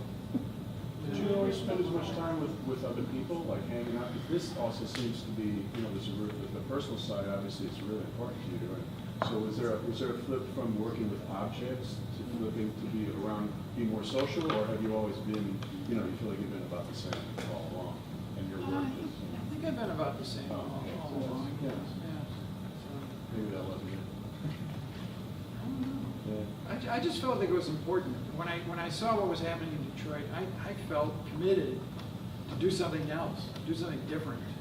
And that involved people. And if I was not a good people photographer, well, damn it, I was going to try to be one, because I think this needs to be done. So it was a learning process, but, you know, I was kind of building up to it. You know, when I photographed the guys out in the prairie land and the church guys and a little bit on Marktown and stuff. I mean, I wasn't afraid to shoot people. The Detroit project became all about people, everything. And that was a challenge. That's good. Yeah. I have a question. With you, the Detroit project, how much you were directing your subjects if you let them be just... Yeah, I just didn't want them to smile broadly. You know, like, don't give me that cheesecake Posing. stuff. I mean, Not tell them how to... I would say don't smile. You know, Oh, okay. just don't smile. Look dignified, you know, look respectful. You know, if you want to feel proud, try to look that way or something, but just don't give me a big grin. I don't want that. So, Fake. Not to be fake. it's artificial, but I mean, how many people walk around smiling all the time? You know, I mean,